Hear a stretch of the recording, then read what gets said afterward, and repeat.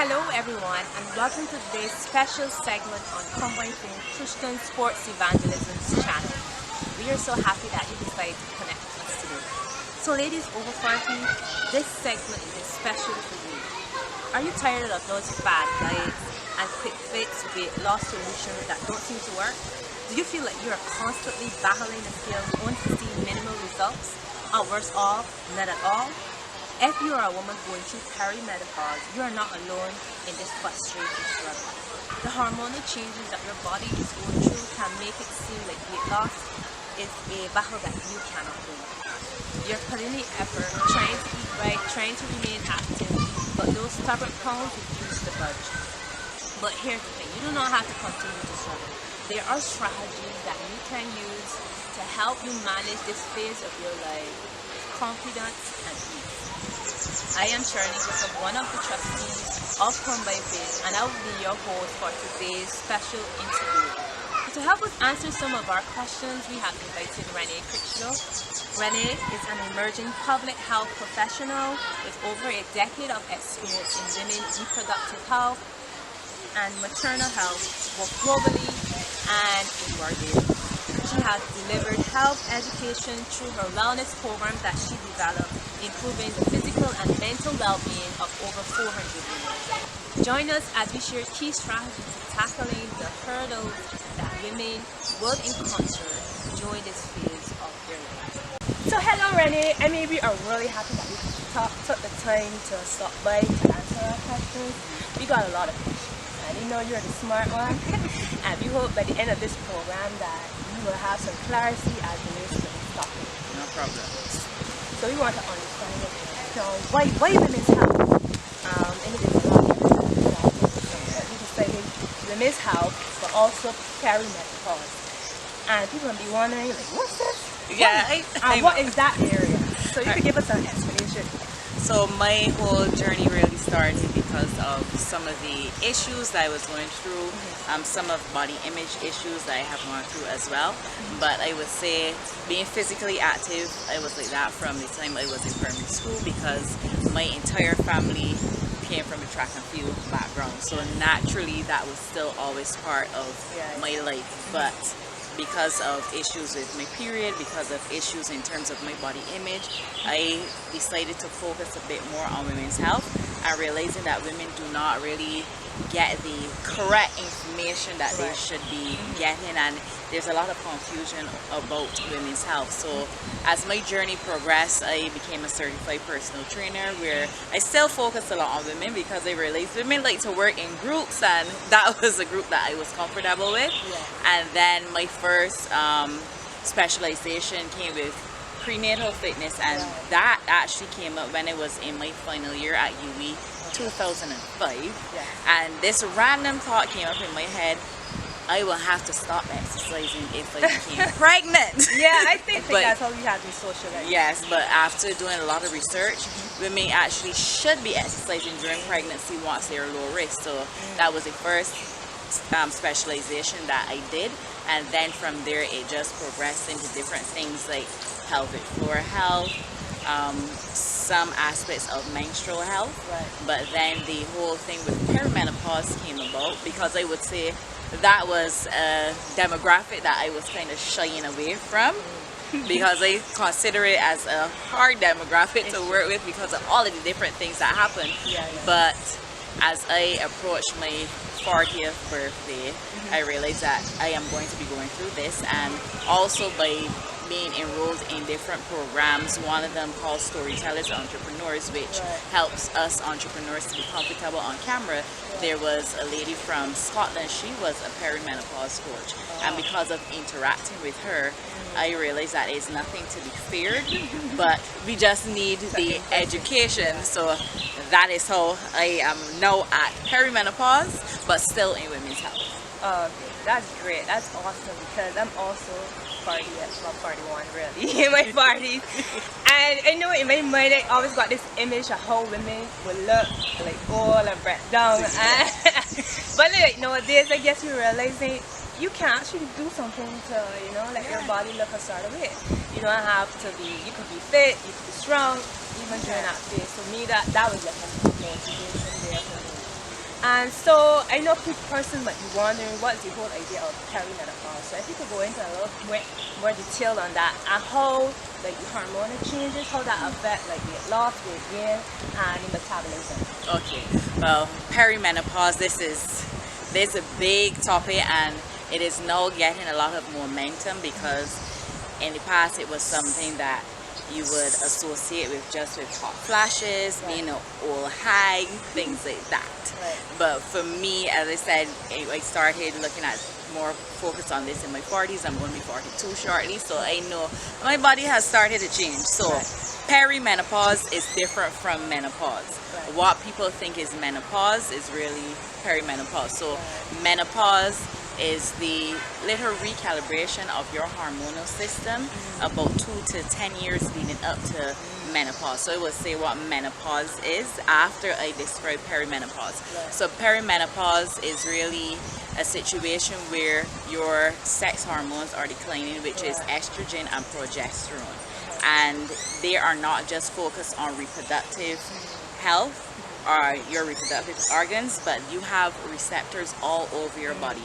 So once you have a hormone that is dropping, you're not going to have those protective mechanisms of these hormones. So for example, estrogen, it helps with insulin sensitivity, it helps with building muscle mass. It is kind of called your yang hormone, where you are like more energetic and you are more out there.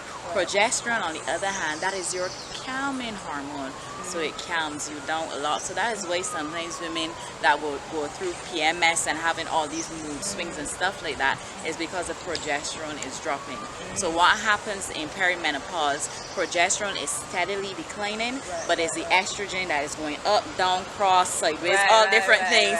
So that is why then some women will experience some symptoms such as hot flashes, mood swings, vaginal dryness, some of the less known things like would be frozen shoulder, irritability, brain fog, not remembering a lot of things. So those can come with perimenopause. So as you approach menopause, so menopause is actually just one day, the one single day that you have not seen a period consecutively for 12 months.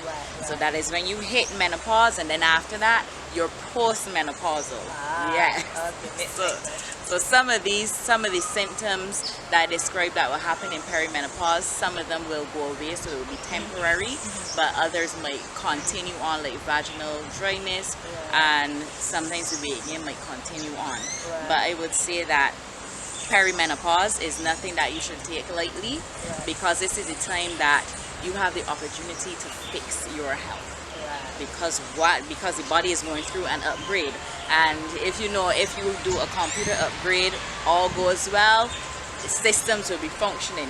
But if something happens during that upgrade, is like thrown off, all different issues will be happening. So that is why women really need to take this time. If they were not doing it before, this is the time, their opportunity to take care of your health and do a lot of the things that we know that we should be doing: exercise, eating healthy, hydrating, distressing.